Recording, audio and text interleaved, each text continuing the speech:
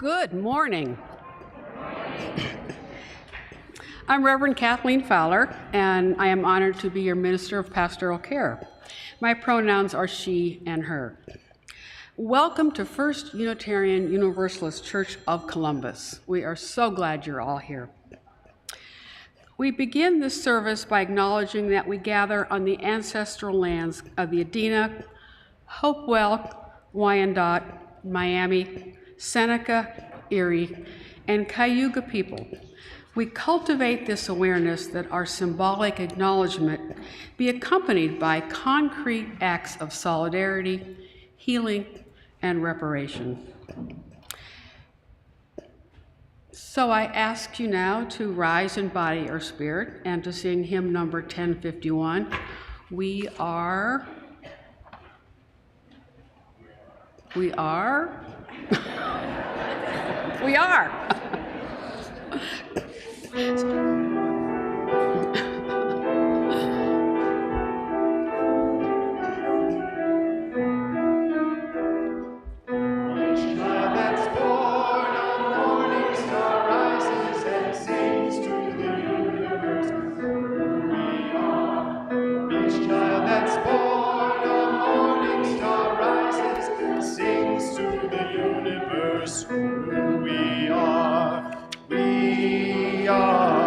Grandmother's prayers, and we are our grandfather's dreamings.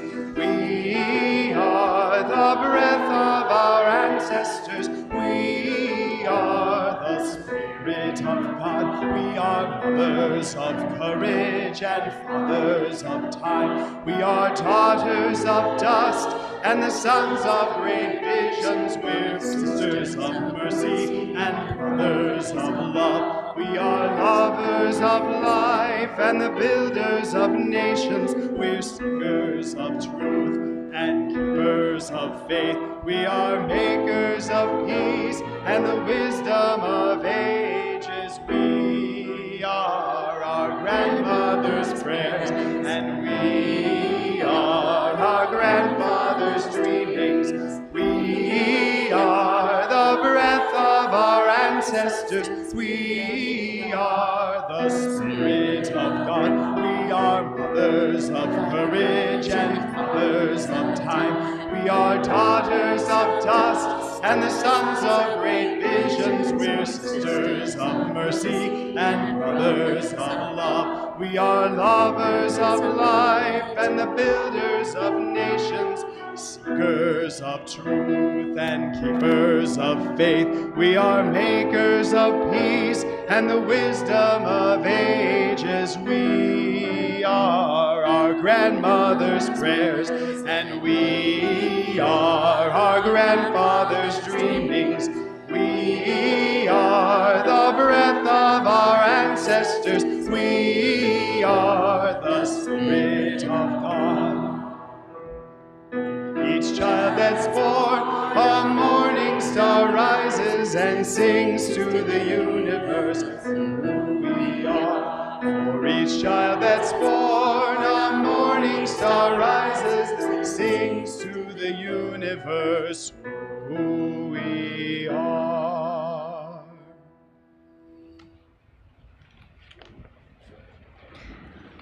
I absolutely love that song. It's so beautiful, so spiritful.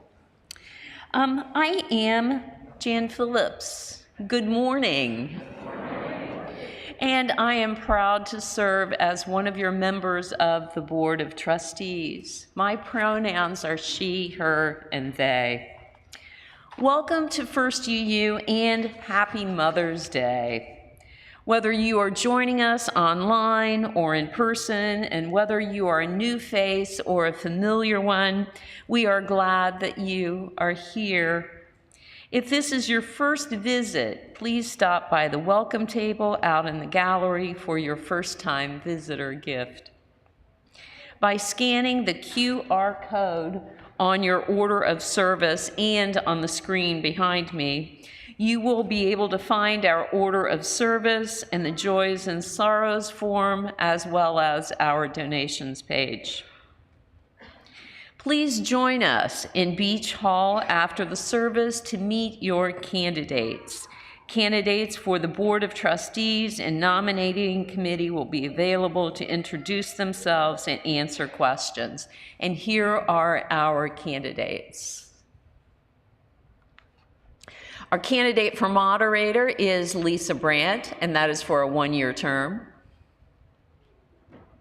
Our candidates for the Board of Trustees are Sarah Mayab and Chris Sullivan, running for 3-year terms, and Sue Ann Farnlocker for filling in a vacant seat, which is a 2-year term. And then our candidates for nominating committee are Carla Rinto, Glenn Waring, Linda Lesh, Judy Vasquez, Joan Mazzicella, and Nathan Griffith. And the candidates for nominating committee, we will be selecting 3 from this pool of 6 people, and those are for 3-year terms.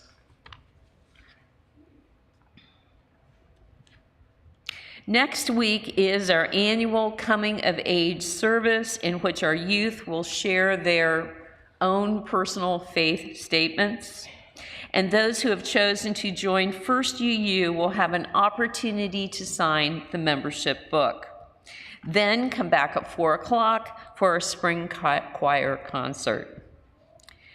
Now is the time to submit your joys and sorrows. Use that QR code that is on the screen and on the paper forms, or on paper forms back at the candle table.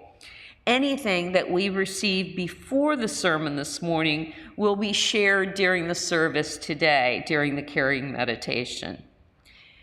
We would now like to invite any children who would like to help bring in the light to meet Gus.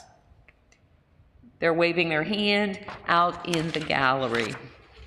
Thank you.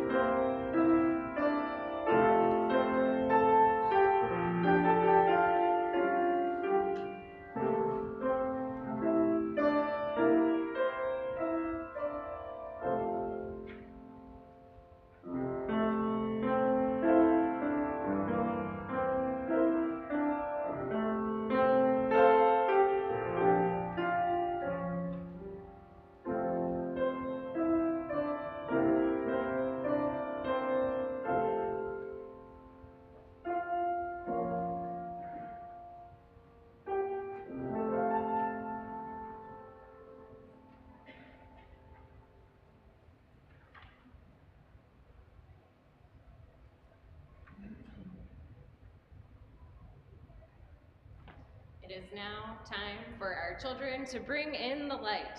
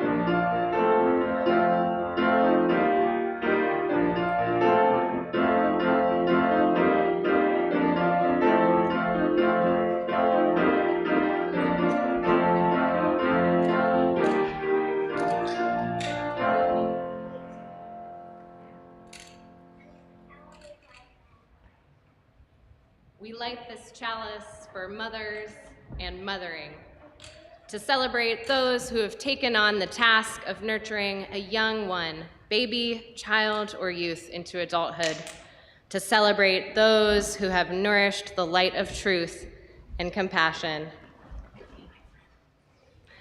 in growing minds and hearts, to celebrate those who have committed time, money, energy to the growth of others in this world. We light this chalice to celebrate and hold dear this flame of love. Okay, go ahead.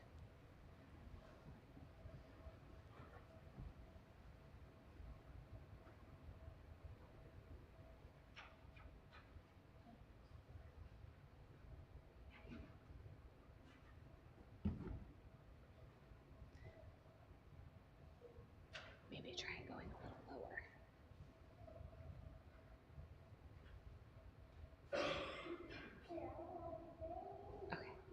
Okay.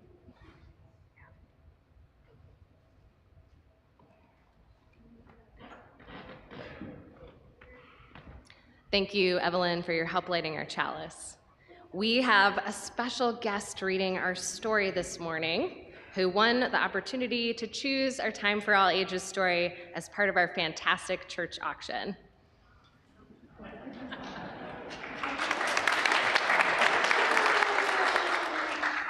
Good morning. My name is Candy Rothert. My pronouns are she, her. And I'm going to go briefly off script because they said I could do a brief shout out for something that I'm involved with here in the church. And of course, I'd be remiss if I didn't mention the auction. I would like to just let you know that the auction is in October. I know that's a little ways away still, but I'd like to encourage you to think about it as you enjoy your summer activities and consider, is this something others in the church might enjoy? And could I possibly offer it as a church auction item? Just think about it. And now back to our regularly scheduled program. All right. Today's story is called Someday, written by Allison McGee and illustrated by Peter H. Reynolds. One day, I counted your fingers and kissed each one. One day, the first snowflakes fell, and I held you up and watched them melt on your baby skin. One day, we crossed the street, and you held my hand tight. Then, you were my baby, and now you are my child.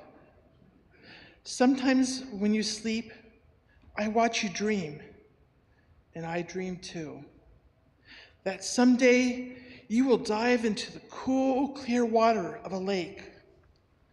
Someday you will walk into a deep wood. Someday your eyes will be filled with joy so deep that they shine. Someday you will run so fast and so far your heart will feel like fire. Someday you will swing high, so high, higher than you ever dared to swing.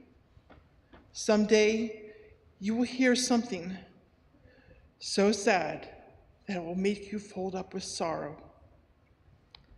Someday you will carry a song to the wind, and the wind will carry your song away. Someday I will stand on this porch and watch your arms waving to me until I no longer see you. Someday you will look at this house and wonder how something that feels so big can look so small. Someday you will feel a small weight against your strong back. Someday I will watch you brushing your child's hair. Someday, a long time from now, your hair will grow silver in the sun. And when that day comes, love, you will remember me. The end. Sorry, that always chokes me up. This story, the deep love of parent leads into her dreams for her own child to live life to their fullest. Now, I invite the congregation to form a sheltering arc of love as we sing our young people back to their families and out to class. Families participating in the child dedication ceremony, I ask that you meet Amber in Sloter Lounge back there. Thank you all.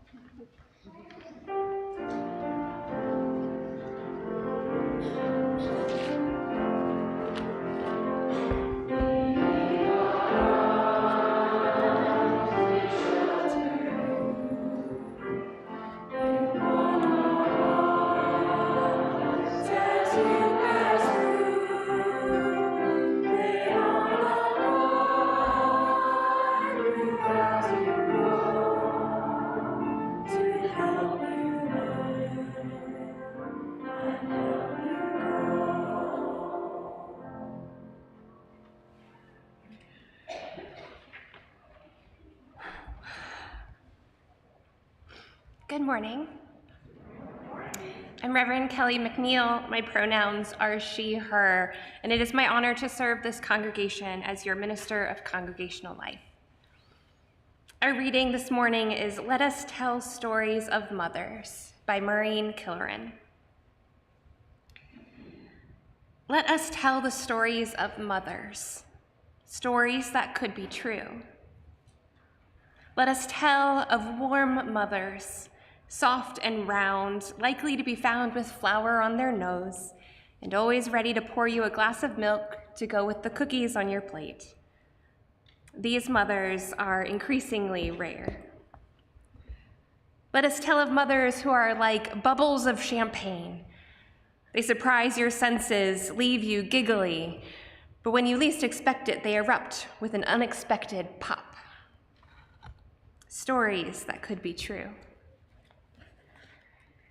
Then there are grouchy mothers, stressed mothers, exhausted mothers, faces lined with worry and spirits tired and gray. Other mothers are wise and reliable, not prone to many words or to a lot of noise, but you know that when you need them, they'll be there. Let us tell of fierce mothers, the ones who will love you even when you're wrong. Let us tell also of absent mothers, whose memory shimmers at the edges of your heart. Let us tell of distant mothers, cruel mothers, loving mothers, giving mothers. There are walk-away mothers, save the world mothers, too busy mothers, mothers you cry because you lost them, and mothers who make you cry because you can't. Stories that could be true. May we hold in our hearts the mothers we have known, those who loved us and those who tried. May we forgive the mothers who didn't get it right and try to release the knots of disappointment, anger, grief, or pain. May we hold in our hearts the truth that mothering, nurturing, is a task that belongs to us all. However old or young you are, whatever your gender, may you make extra room for nurturing in your life this week.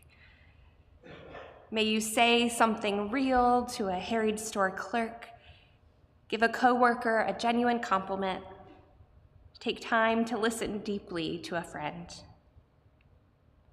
In our shared silence, may we remember and reflect and create anew the stories of love and nurture from this point forward, stories that can be true.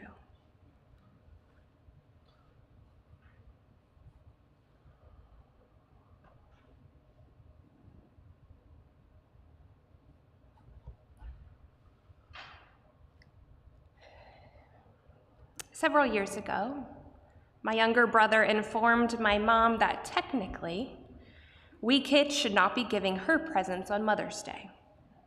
We should be the ones getting gifts because we made her a mom. I reminded him that as the oldest, I technically made our mother a mom, so really I should be the one that get presents. And he didn't seem to like that one as much. Now, of course, he was joking, and yes, we try to do something special for my mom each year.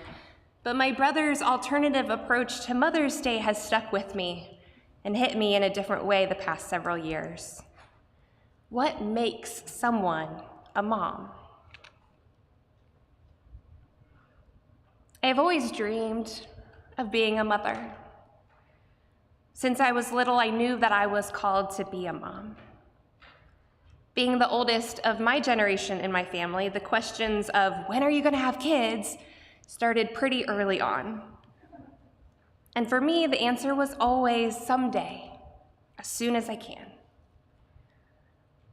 So after Jay and I got married, we knew we wanted to wait a little while so I could get through school and we could work on building our married life together before starting our family.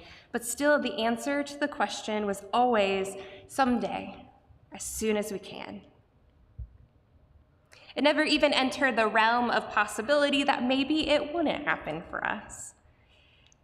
Maybe we were supposed to take a different path. So when it wasn't happening, we started seeing a fertility specialist. We would get our hopes up for each procedure, waiting for what seemed like excruciatingly long days, praying that this treatment worked. And when it didn't, it felt like a punch to the gut each time. A year and a half ago, we started IVF. Again, hopes high that this would be our answer. This would make us parents. We didn't predict or foresee the complications that would happen instead, resulting in multiple surgeries and unfortunately a lifetime pass to follow-up surgeries and complications. For a long time, I was in a pretty dark place. My desire to be a mom pushed me to more and more medical procedures, not caring about what those procedures were doing to my body because I felt it deep in my bones that being a mother is who I am supposed to be. And isn't sacrificing everything you have what society has always said it means to be a mother? Now, after a lot of therapy and hard work, I came to realize that just because one model of motherhood was all I was exposed to growing up didn't mean that this was the only path forward for me. Being Catholic, I was surrounded by the Catholic stereotype of large, traditional families. But being in UU spaces now for all these years, I've witnessed the depth and breadth of what motherhood really means. And I've found healing here. Here you see families of all shapes and sizes. We have families who are able to experience the joys and pains of pregnancy. We have families who have had to use medical intervention in their journey. We have foster families, adoptive families, families who have used surrogates, blended families, families who have opened their homes to children who didn't have anywhere else to turn, and families who either chose not to or were not able to have children. And what a gift it is that our young people get to grow up surrounded by this multitude of realities and possibilities. In my own personal healing journey, I've reopened this idea of motherhood. What does motherhood mean? Not the dictionary definition of motherhood or the societal view that we must put all of our own needs aside and sacrifice everything for our children at great expense to ourselves, but the real, on the ground, down and dirty definition of motherhood. I've run across a couple of blogs that ask this same question, and I want to share a few of their thoughts with you. One blogger writes, "A mother is someone who nurtures, someone who cares for the deepest places of your heart. Anyone can throw a meal at you or give you a bed to sleep on, but a mother makes a place for you. A mother sees the deepest, truest you and treats you like you already are that person." Another blogger writes, "For me, motherhood is seeing the profound value in learning about who your children are, and then encouraging and teaching them to be the best versions of themselves." For some of us, this may sound like the type of mother that we experienced growing up, but for others, this may sound more like a fantasy than reality. Some may aspire to this type of nurturing nature themselves, but often feel exhausted and overwhelmed and fear that they can't be that type of nurturing figure that they aspire to be. Motherhood is complex and complicated. But what I find most inspiring in these bloggers' descriptions is that they don't specify a gender. They don't specify biological children. And these descriptions leave room for the possibility that anyone can fill this nurturing role, whether society has traditionally included them in the category of mother or not. In a few minutes, we're going to be holding our child dedication. In this ritual, we're going to begin by acknowledging that it takes a Unitarian Universalist village to raise a Unitarian Universalist child. This ritual has always been one of my favorite rituals that we do as UUs, because it not only reminds all of us of the value of spaces like this in formative years of our children, but it gives us an opportunity for all of us to take responsibility for supporting and lifting up our families, no matter who they are, what they look like, or the path they took to become a family. We get the opportunity to commit ourselves to the sacred privilege and responsibility of nurturing our children's character and spirit, and pledging to them and their families that we will love and care for them. This is a sacred commitment. And it's no accident that we celebrate Mother's Day and child dedication together. The societal expectations that are put on female-presenting bodies to not only reproduce, but also take primary responsibility for the well-being of our children is not only unfair, it's cruel. Resources that are proven to be necessary in the growth and development of our children are withheld for no other reason than a disgusting patriarchal belief that if you cannot provide for your children on your own, then it's a moral failure on your part. Or let alone if you can't have children, where's your value? This is why places like ours and rituals like child dedication are a fundamental part of who we are as Unitarian Universalists. Through child dedications, we reject the notion that individuals are solely responsible for the health and well-being of their children. We reject that female-presenting people's only value is in their ability to reproduce. And we reject the belief that parents and their children have to be perfect to be accepted. The commitment we make today is built into the fabric of who we are called to be as Unitarian Universalists. I pray that when these children stand before us, sharing their statements of faith at their coming-of-age service years from now, they reflect back on their time here and affirm that these commitments were felt through every stage of their journey with us. The gift of Mother's Day is that not only does it give us an opportunity to celebrate those that nurtured us in our formative years, but that it reminds us of the opportunities that are before us to provide those spaces of nurture, support, and care in our community.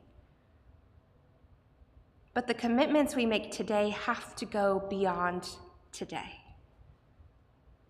They have to be more than empty words. May the gift of this Mother's Day be that we not only commit ourselves to these families and to one another, but that we never forget how our very souls are connected to one another because we are a part of this covenanted community. And may we always be a space that understands and supports the complexity and broadness of motherhood. May it be so.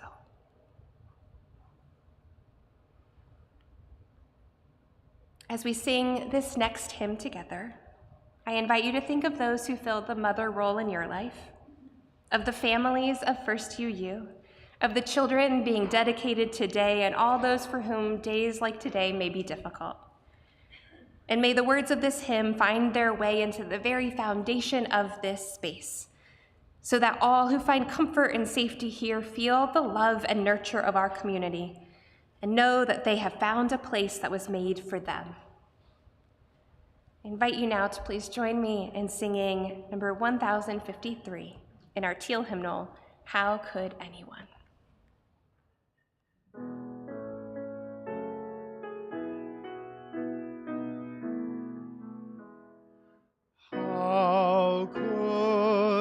anyone ever tell you you were anything less than beautiful?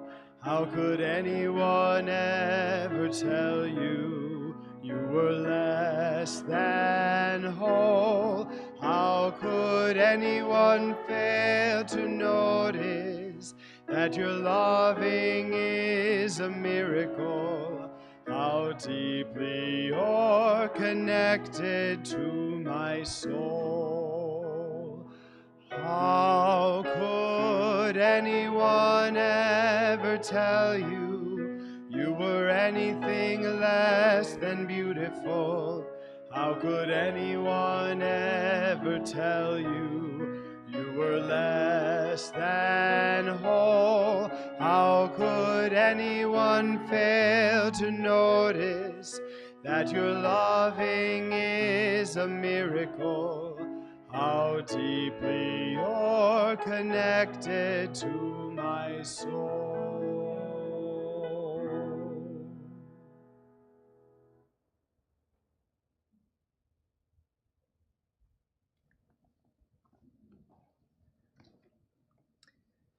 It takes a Unitarian Universalist village to raise a Unitarian Universalist child.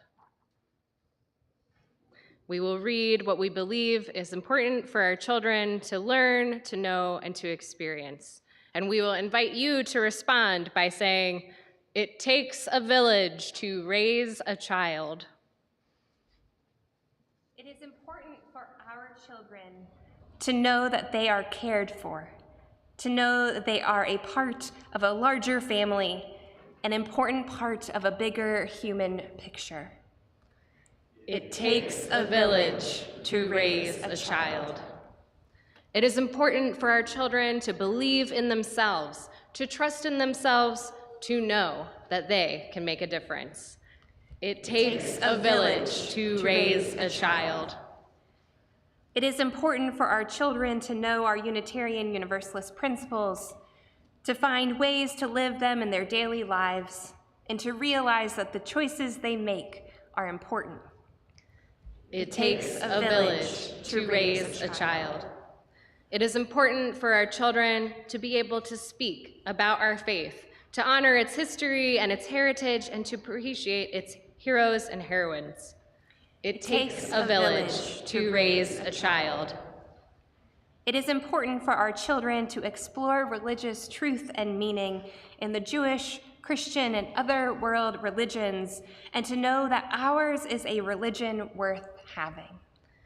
It takes a village to raise a child. It is important for our children to experience the spirit of life, to feel a sense of awe at the grandeur of the world, and to live lives of empathy and compassion. It takes a village to raise a child.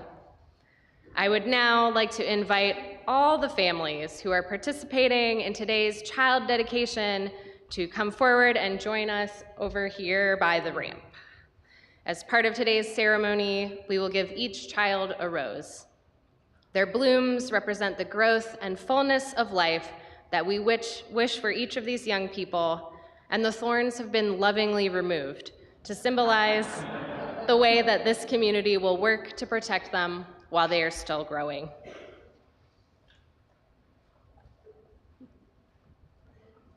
You can come all the way up, yeah.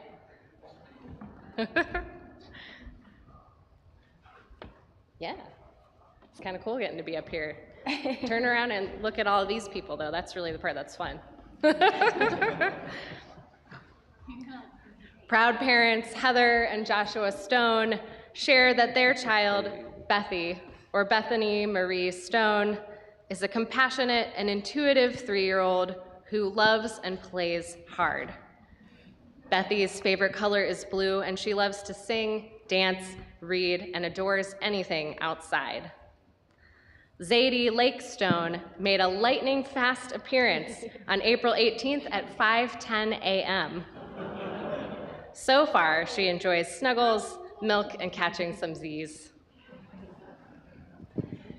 Bethy and Zadie, as a token, we give you these roses, that they may be a symbol of the beauty of life, that we wish for you. May you have joy in listening and joy in singing, joy in hearing and joy in thinking, and joy in learning. May your future be forever bright in play and in work and in friendship and in love.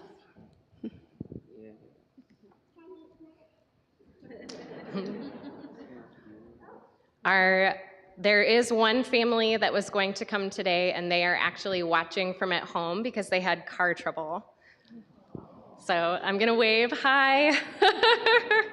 Proud parents Emily and Toby Wampler share that their child, Rowan Wampler, loves to play outside, color, make art, and watch cartoons. Max, or Maxwell Wampler, loves hugs, playing with his sisters, and going on the swings at the park. Izzy, or Isabel Wampler, loves to run and jump, and she likes snacks and dolls too. And hopefully we'll get to affirm them in person next year. May you have joy in listening, joy in singing, joy in hearing and joy in seeing, joy in thinking and joy in learning. May your future be forever bright in play and in work, in friendship and in love. Proud parents Ramona and Tim Schaefer share that their child, Denny, or Brett Kevin Philip Schaefer, is kind and caring. He loves dinosaurs, sharks, and snakes. He also loves excavators. He's always curious and enjoys learning new things. Cy, or Silas Ray Philip Schaefer, is helpful, funny, and extremely strong. He is naturally gifted in sports and always on the move. Denny and Cy, as a token, we give you these roses, that it may be a symbol of the beauty of life that we wish for you. May you have joy in listening and joy in singing, joy in hearing and joy in singing, joy in thinking and joy in learning. May your future be forever bright in play and in work and in friendship and in love.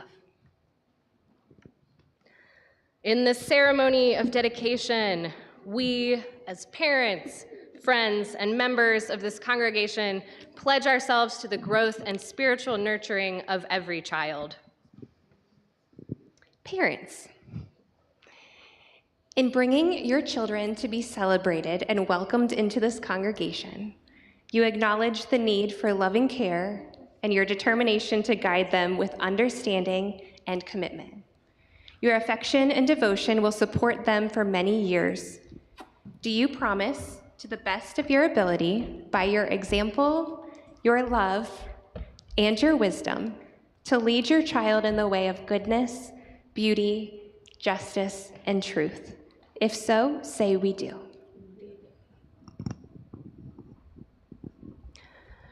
Children and youth of this congregation, these parents have brought their children to be dedicated here today. As each child begins their life and grows among us, they soon will take their place with you in the activities of this congregation. Will you welcome them and help them find their way? Will you do your best to help them understand that, like you, they are precious people of inherent worth and dignity? If so, any children and youth who might be in the room, please say, "We will." Or young at heart. Will the entire congregation please rise? Will you, members and friends of First Unitarian Universalist Church of Columbus, rejoice with these parents in the presence of their children? Will you take upon yourselves the sacred privilege and responsibility of nurturing their character and spirit, pledging to them and to their parents the love and care of this congregation? If so, say we will. We will. For the gift of childhood, whose innocence and laughter keeps the world young, we rejoice and give thanks. May these precious lives, which we have accepted into our community, receive abundantly the blessings of health, love, knowledge, and wisdom, and in turn, give back richly to the common heritage that endures from generation to generation. On their journey through childhood and beyond, may this congregation be for them a firm root, a source of vision, and a circle of love. Blessed be, and amen. Let us welcome our children and families.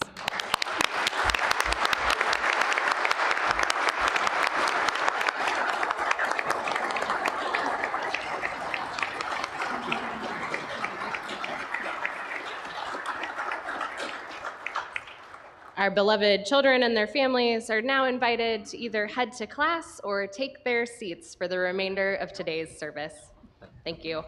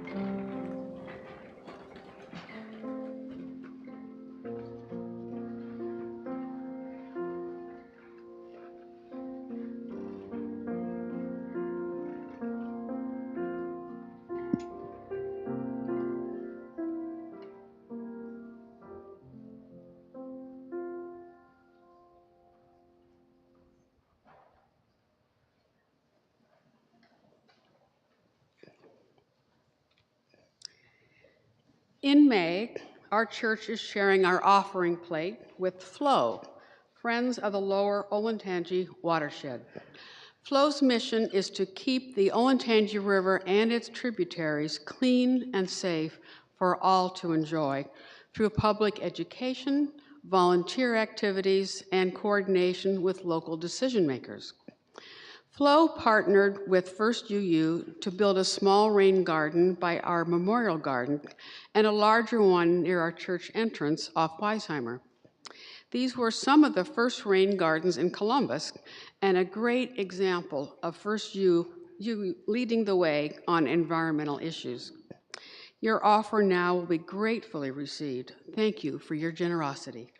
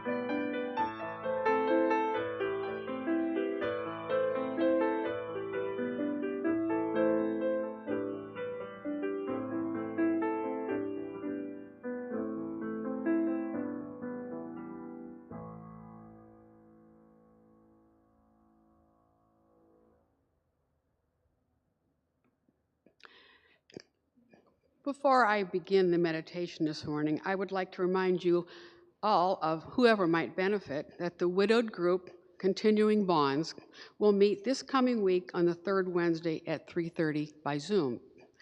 And the group Keep On Moving, which was previously known as the Chronic Pain Group, will meet tomorrow, the fourth Monday.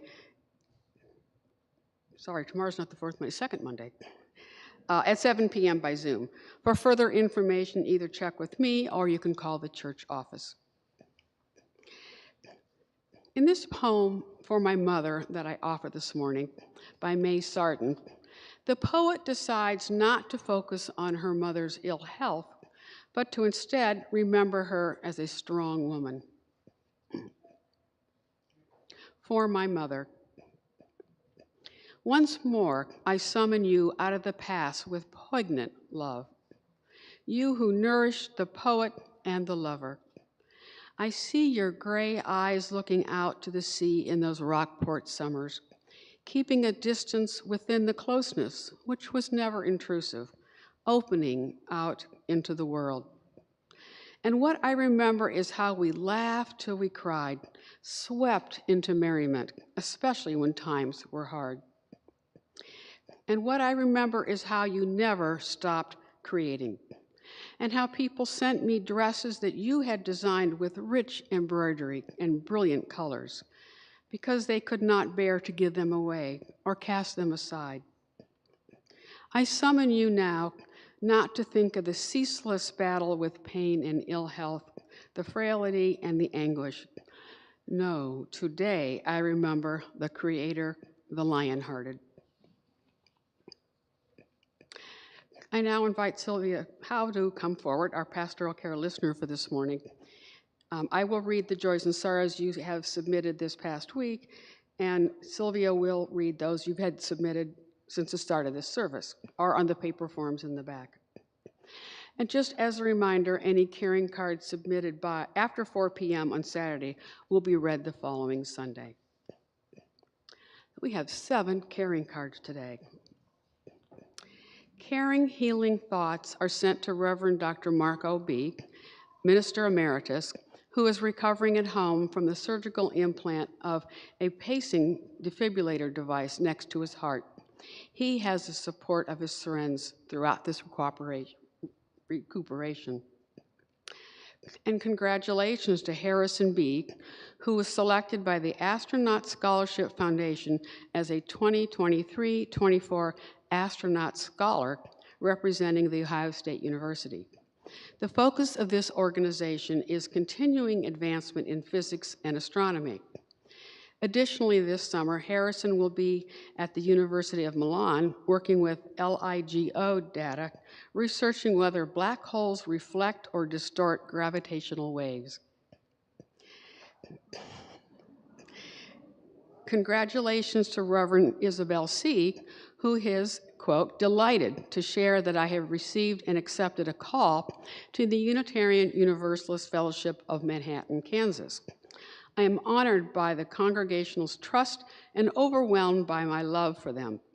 It is fitting that I celebrate on the day that is the 2nd anniversary of my ordination by the First Unitarian Universalist Church of Columbus. I write in view of my ordination stole, which signifies the dignity and play of my ordination theme, "Let it be a dance." I hold my ordinating congregation in my heart with every step, close quote. And further words from her can be found at the caring card table. And congratulations to Pat S., who is, quote, thrilled that after more than 2 decades writing my humor column, Balancing Act, for community newspapers, my favorites are now in one place in a collection called Best of Balancing Act, Quick Reads for Crazy Times, now available on Amazon.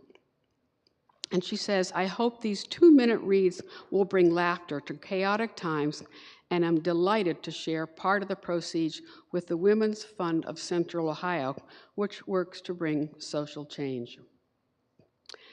Congratulations to Doris C., who is graduating on May 20th from her 3-year training through the Spirituality Network of Columbus, with her internationally accredited certification as a spiritual director or spiritual companion. Congratulations to Susan R., co-director of the School for Young Children, who was recently named Early Childhood Educator of the Year by the Southwest Ohio Association for the Education of Young Children.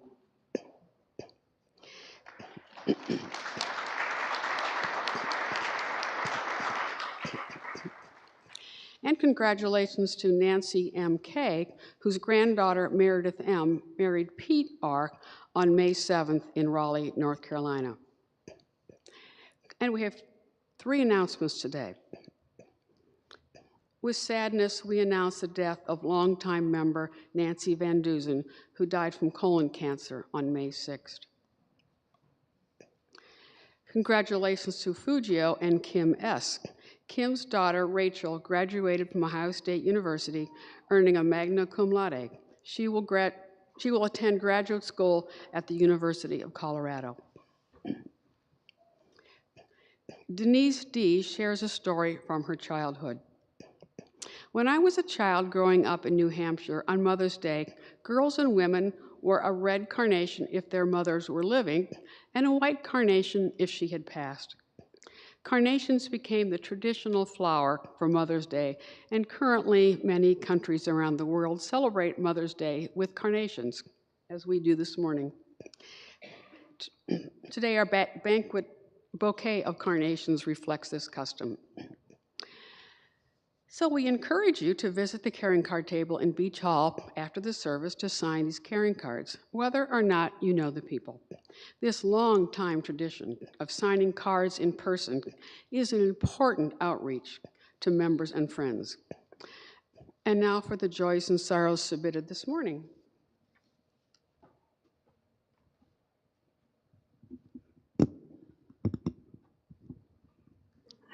I guess it's not going to work. I'm going to have to tiptoe. We have two this morning. One is from Marilyn W., who wishes all people who are moms, whatever your gender or how you got to be a mom, congratulations. And one came in via email from Diane K. On behalf of the Connecting Community Corridor for People, Pollinators, and the Planet. Thank you all so much for your generosity to the CCC for PPP for the month of April. It is greatly appreciated.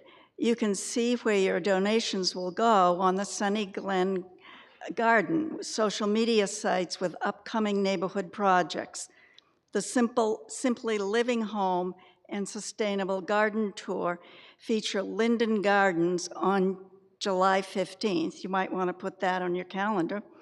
And bringing a fun event to the Linden neighborhood for the first time with the Pollinator Street Party in September with the art mural wall reveal.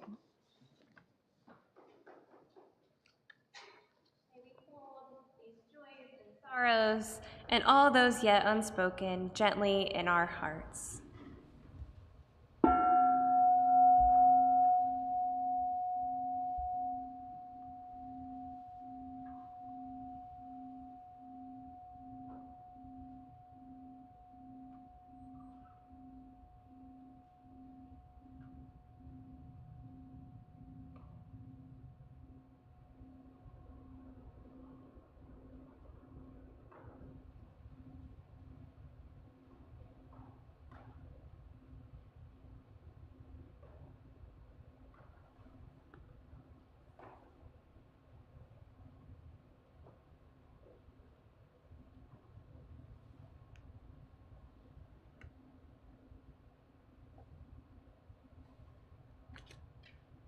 I'm touched by how much we have to celebrate today. That's amazing. Thank you for sharing that, Kathleen and Sylvia. I invite you now to rise in body or in spirit and join hands as you are comfortable as we speak our vision statement, as we extinguish our chalice together.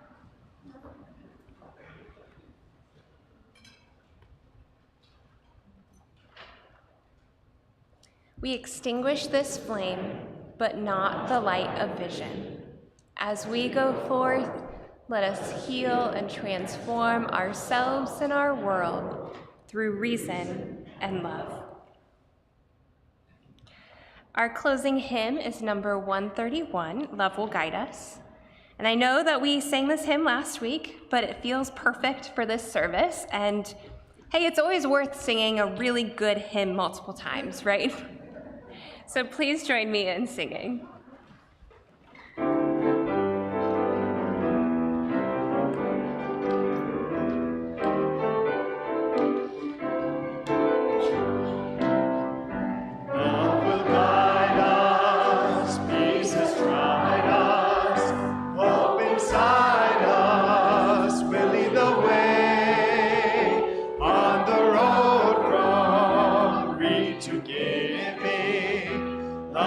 Guide